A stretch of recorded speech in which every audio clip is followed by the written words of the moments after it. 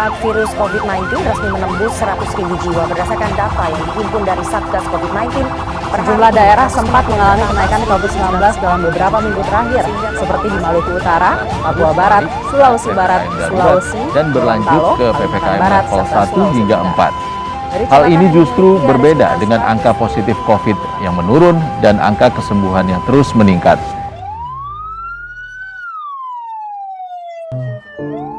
Ya, kalau lelah sudah pasti lelah. Kenapa? Karena ya tenaga kita banyak terkuras di sini.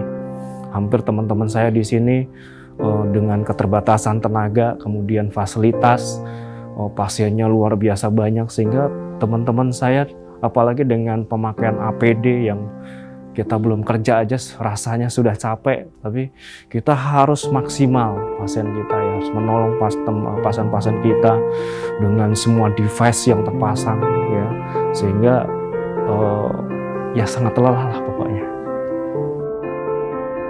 Banyak sekali perubahan selama pandemi itu untuk keluarga saya sendiri.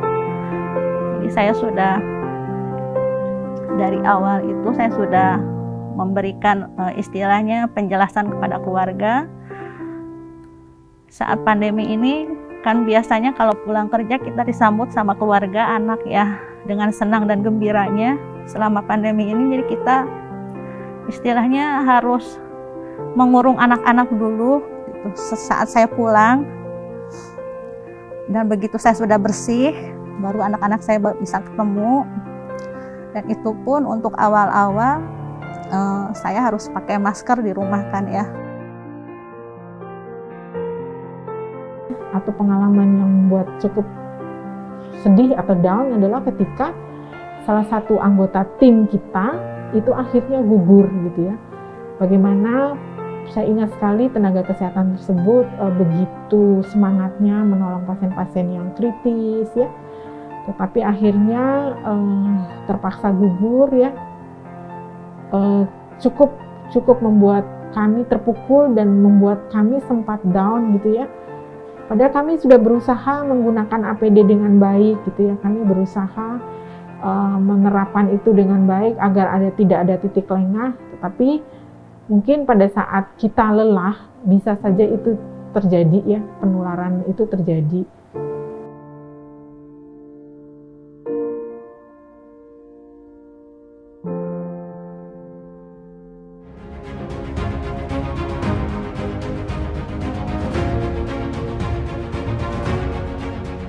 Kondisi di mana ada teman yang gugur memang merupakan suatu kondisi di mana kita menjadi sedih, tetapi juga membuat kita bersama-sama kembali bersatu bahwa ini COVID ini harus dihadapi. COVID ini harus ada suatu masa di mana kita juga akan bebas dari COVID ini. Harapannya seperti itu.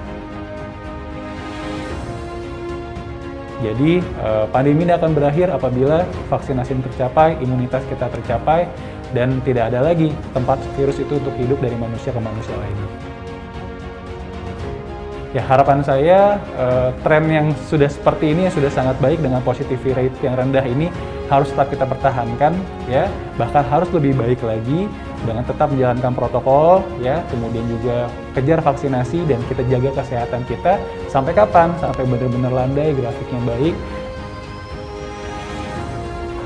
Semuanya ayo kita vaksin, karena dengan vaksin itu benar-benar menjaga imun tubuh kita. Tapi setelah vaksin juga jangan lupa lakukan protokol kesehatan, tetap pakai masker, cuci tangan, jaga mobilitas, dan tetap melakukan aktivitas di dalam rumah kalau memang itu masih bisa memungkinkan.